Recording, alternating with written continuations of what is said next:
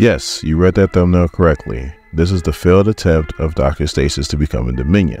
Now, if you remember, if you've been keeping up with the channel, we talked about this in Immortal X-Men number 18, where Professor Xavier and Sinister were going over this. And I said right then and there, I can't wait to read this story. I didn't think you'll be here this soon. Here we are. We're going to learn how Bargain Bin Sinister failed. And now that'll be the last time in this video I will say Bargain Bin Sinister, because it's pretty cool in this. My name is Dorian, this is SCM Comics, and we are continuing our coverage of the Fall of the House of X with Rise of the Power of X number 1. So the story starts off 10 plus years into the future, and we're at the Tower of Nimrod. That's a dumb name. Orchis Tower, Omega Tower, you know, like all those sound better than the Tower of Nimrod. The only thing that sounds dumber than the Tower of Nimrod would be the Tower of Stasis. You know what? I said I was going to leave alone this video. And it's Nimrod and Omega Sentinel. Nimrod's like they really thought they could win as they stand over at Emma Frost. Now, she's in her diamond form, but she is dead as a doornail. And Omega Sentinels let Nimrod know how where she came from in her timeline, they pretty much beat all the robots and they burned Nimrod with Phoenix Fire. And that's why they sent her back, to make sure that they don't get too confident and then they make a mistake. Nimrod's like, but look, they sent you back and we won. You stopped what was going to happen. It's like the Terminator having a happy ending.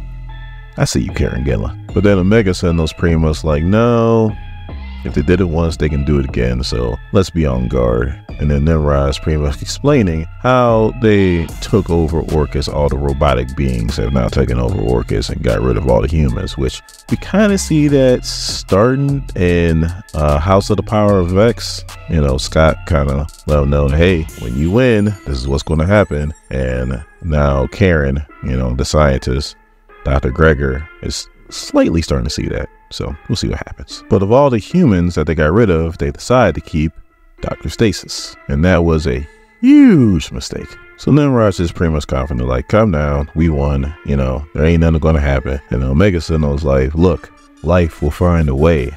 And now we're quoting Jurassic Park.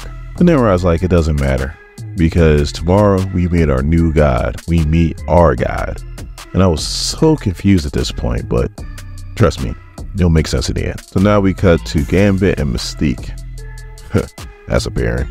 And Emma pretty much sacrificed herself so that they can get into the Henry Peter Gyrick Detention Center. So they're pretty much pinned down, and Gambit's like, there's only one way we can get out of here. I gotta do my last trick, and that's make my whole body go boom. Mystique's like, do it, and just know this. You were a good son-in-law despite everything. You made Rogue very happy. And then Gambit's like, now you get sentimental? And he goes flying into one of those Sentinels and everything goes up. So it seems like Mystique is talking to Professor Xavier and she's like, Gambit got us out. Can you hear me? And he goes, I can. Good work. We'll take it from here. You can rest now. She grabs the gun and starts screaming. I'm an Irene. Now, where have I heard that before? Oh, it's the worst one. This is a big one. I'm dying. You hear that, Elizabeth? I'm coming to join you, honey. So then we cut to the broken sword in orbit, and all you hear is they're all dead, but they did it. And then we see X is actually Synch.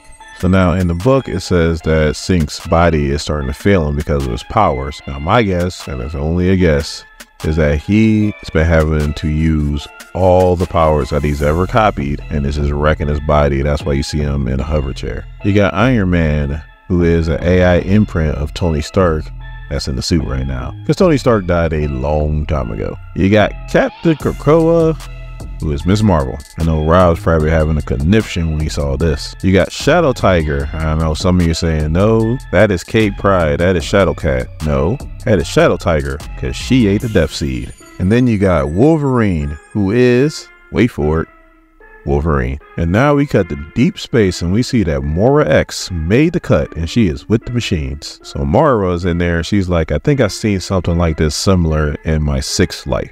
And Omega Sentinel's like, it's a simple plan. Pretty much we lost 1,000 years in the future to the mutants. So they sent me back with all the technology and all the plans to build this, which is a world mine, so that we could defeat the mutants and also attract a Dominion, because they feel like once the Dominion comes and they take the world mine and it combines with the Dominion, then they'll be outside of space and time and they'll be safe. there goes that mandate again, outside space and time. And then Nimrod starts singing, one more sleep until we meet our God. So Mara's like, look, all I wanted to be is on the winning side, and after 10 lives, I finally am. And then Stasis shows up, and Nimrod's like, shh, human coming. So then Mara starts dogging them like, look, we got important AI business right now. The world mind's imminent. What do you want, Stasis? And Stasis is like, hey, I get it. You don't gotta beat me down like you did Phelon. Man, I wish I could have read that one. But he's like, hey, I got good and bad news. Good news is that we took out another X team. Bad news is that they was able to download certain files that were very important, like a certain imprint of Phelon. Now, did the Phelon know where you keep he who must not be named? He who must not be named, not he who remains. And Omega Sentinel starts flipping out. She's like, increase the security on Phobos now. So now, of course, we cut to Phobos, where X-Men team just teleported in. So they're pretty much like, hopefully we can slip in and out before anybody notices. But then Tony's like, they're increasing security. And they're like, can you handle it, Tony? And he goes, yeah, I think I can. No, I cannot. He gets fried. And then there's a very large boom and our heroes go flying. So the Mara's like, no, we are so close. Now Nimrod might be stupid. When it comes to knuckle up, you know he's down. He's like, one more fist fight and I guess we go bye-bye. Activate the world mind. We'll be back. Omega Sentinel's like, that's a huge risk. Any small error can ruin everything. You do not approach perfection with flaws. And then Nimrod's like, but it's a bigger risk not to. Like you said, they can still win, even now. So Mara is activating the world engine, and then Dr. Stasis is like, good luck, I'll go rally the human resources. So Stasis arrives back to Earth. He thanks Dr. Doom because I guess he took or maybe borrowed some kind of transportation technology from him. And then he says, to the vault. What? So then somebody who looks a lot like Seraphina is like, is it time? And Stasis is like, it's time. If you can't beat them, join them. As if we couldn't beat them. So now we go back to Phobos. So now Nimrod is doing his Nimrod thing. So he pretty much analyzed how the Death Seed has increased Kate's endurance and her phasing ability and her range. And how she can now fold space to translocate subjects via phasing shifts. So he adapts, because that's exactly what Nimrod does. And then he hits Kate with some kind of blast, takes her right out. And then he does something that he's also really good at, and that's gloating. He's like, who's next to jar Krakoa in the grave? And then Captain Krakoa / Miss Marvel goes, come on, Rod, you know this. As long as any of us is living, Krakoa does too. So then Omega Sentinel is like, oh, Captain Krakoa, as if that's a problem we can't solve. Look at Mars, it's too late. And then all you hear is world mind initiation, world mind stable, world mind attempting contact, world mind contact achieved. And then the Dominion arrives looking all crazy, and Nimrod's like, hello God. So now Stasis gives his plan. You see, once he realized that the fix was in with the AIs, he pretty much took their technology that Omega Sentinel brought back, and while they were building it in the next 10 years, what he did was he made friends with the Children of the Vault.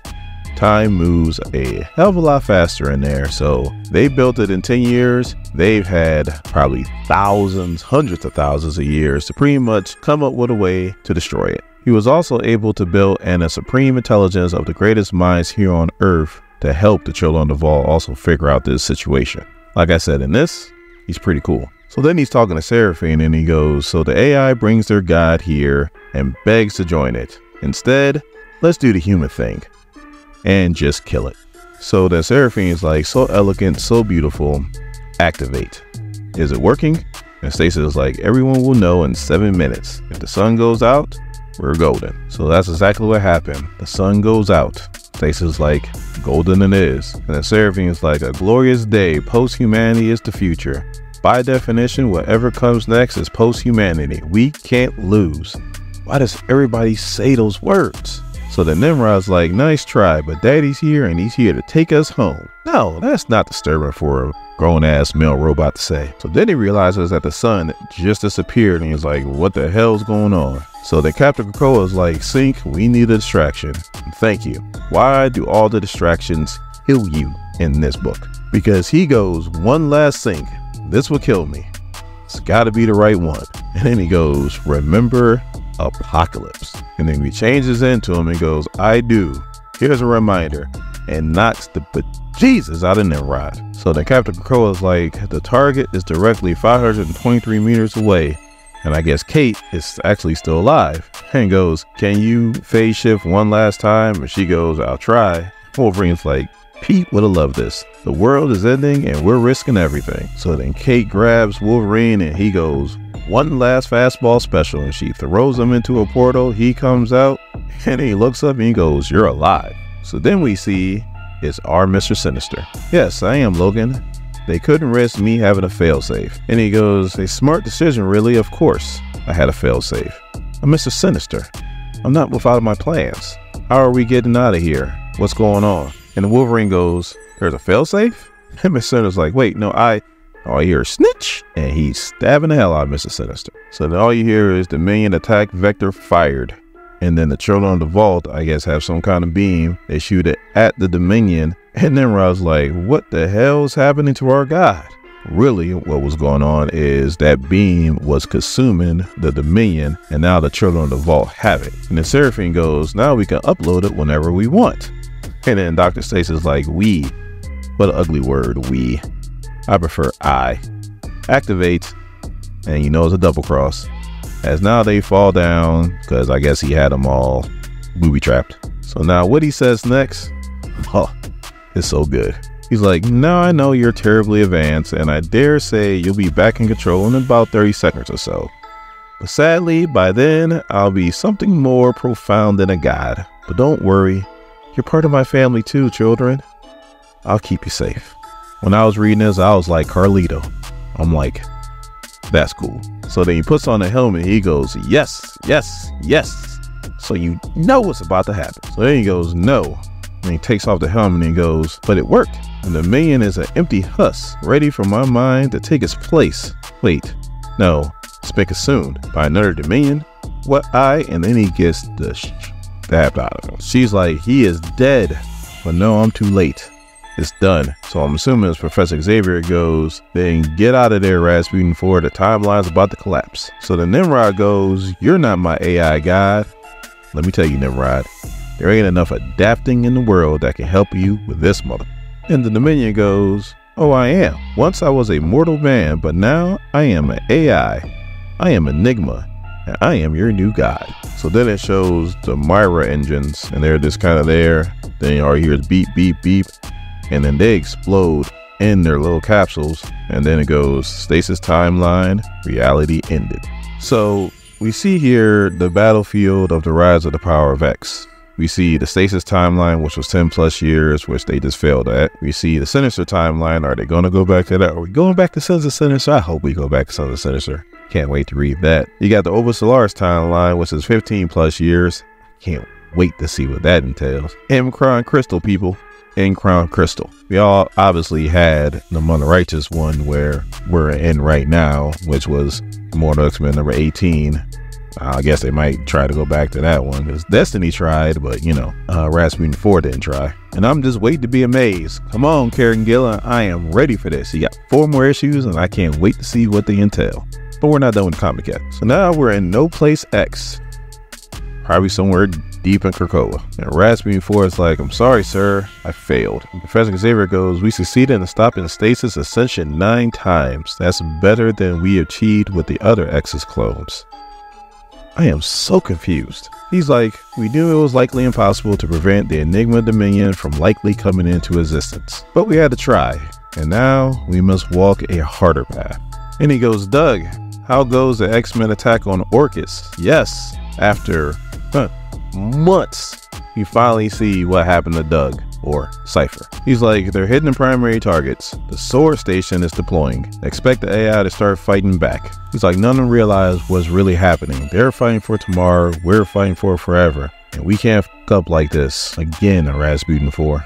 Now, I like Doug, but I'm sorry. When you talking to her, you better watch your mouth. She will pimp smack you into next week. Just as the thing. So Professor Xavier had to check him. Let him know, hey, you might want to calm down. And he apologizes and goes, hey, I'm just not myself. He was like, this Enigma thing got me worried. He's a ghost in the timeline and he's just petrifying. So then he goes, I'll let the rest know the bad news. We move to the contingency plan. I don't know who the rest is, but I guess we'll find out in the next issue. So Professor Xavier doesn't want to let Rasputin forward what the contingency plan is, and she doesn't want her to know about the big plan, just because if Enigma catches her, then he can pretty much do what he wants to with her and get whatever information that she has out of her. But she is persistent, and she's like, if you want me to proceed, you need to let me know about the plan. And he goes, very well, I was trying to not let you know about this because it is gory, but if you want to know, I'll let you know. He goes, next we're going to strike here. And she's like, what happens then? He's like, well, the whole timeline will fall apart. The Dominion will cease to assist because we're going to cut it off by the root. And then we see Myra McTaggart as a child. And he goes, if we kill off Myra before her gifts activates when she's 13, it all goes away. And Krakoa will never have been or never will be. Yes, this man is pretty much saying Enigma is so much of a threat that he is ready to restart everything.